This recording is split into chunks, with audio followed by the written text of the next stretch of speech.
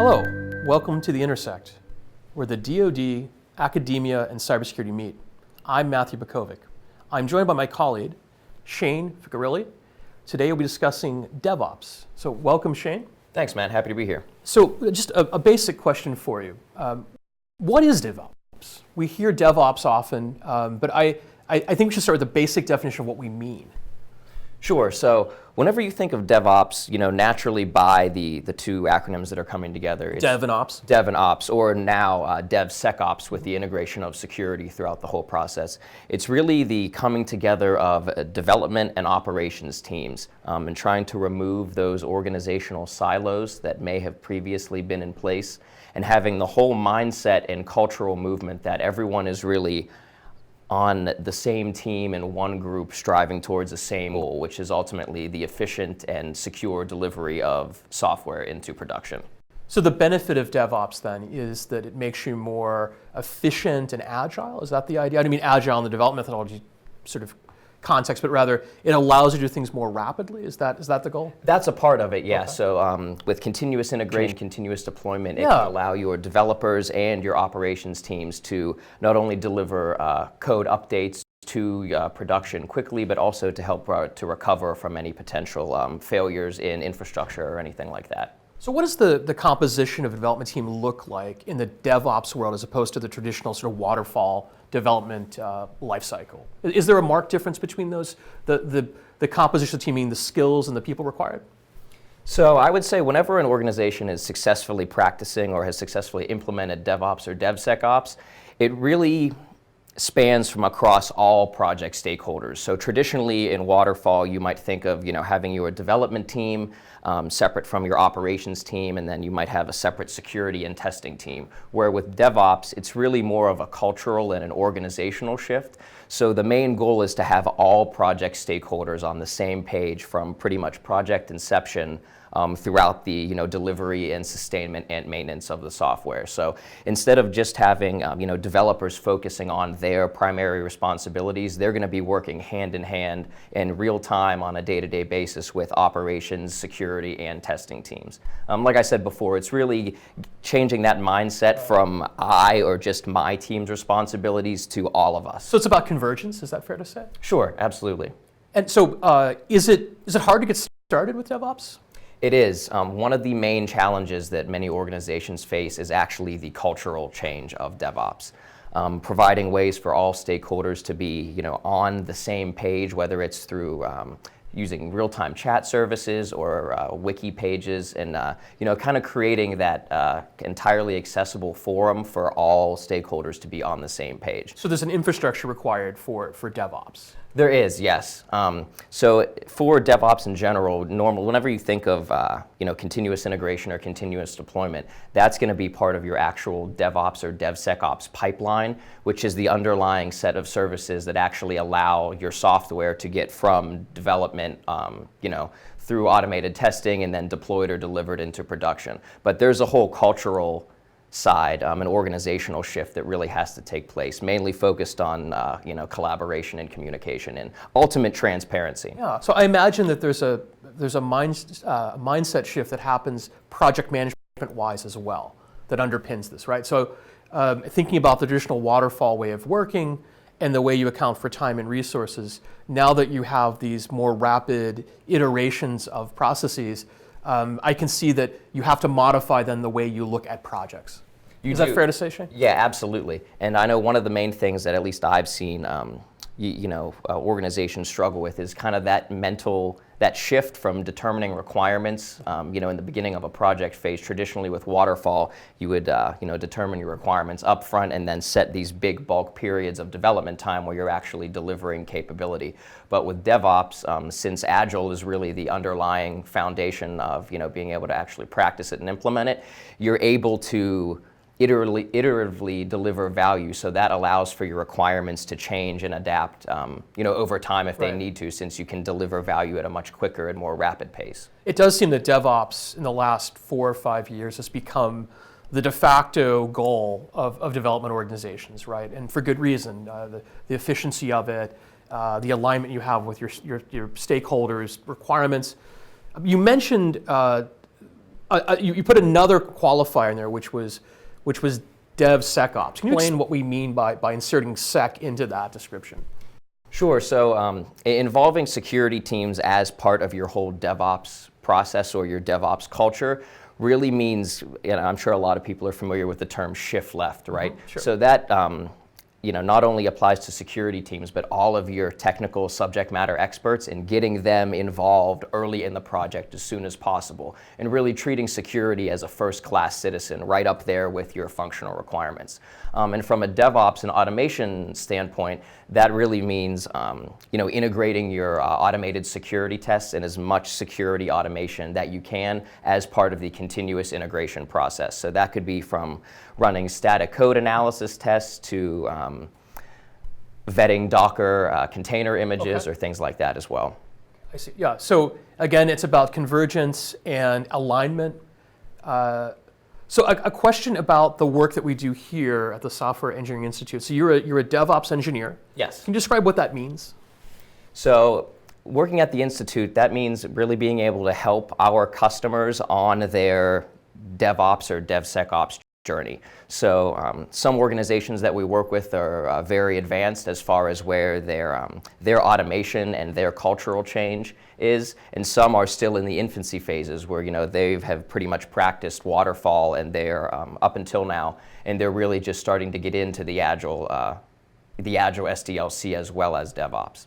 And in addition to working with our customers, we're also able to help internal SEI teams with their DevOps processes and helping them to automate builds or pretty much integrate any type of automated testing for their projects as well. So it's both from an external and internal perspective that we get to work, which is actually very cool. Well, thanks for that description. And one of the unique things about working in a federally funded research and development center is the ability to not only just do good work for a given customer, but rather advance the state of the practice. And I think that DevOps or DevSecOps is certainly one of those domains where the SEI has really produced artifacts and ways of thinking that is influencing the community. Absolutely, especially within the DoD space as well. One of the really beneficial things that we get to experience working, for an FFRDC is that we get to tackle a lot of problems that, industry or the private sector with their implementations of DevSecOps may not necessarily get to experience, or just because they don't face the same nature of challenges that we do with our customers within the DoD. So for someone that's watching this on LinkedIn that's contemplating a role in DevOps or DevSecOps, and hopefully they're contemplating a role potentially here at the SEI, what's the traditional path? Now, I say traditional, but in reality, DevOps is so new that there's not a lot of history career path-wise, right? Meaning that I imagine we're in the phase now where people are just entering the profession with this in mind, but there isn't a lot of, there's not a trail that says I've been doing DevOps for 25 years because there wasn't DevOps 25 years ago. Can you describe the education and the path that people take to become a DevOps engineer? Sure. So I've seen it kind of come from both ways, right? So personally, I come from an information systems background with some computer science experience in my education.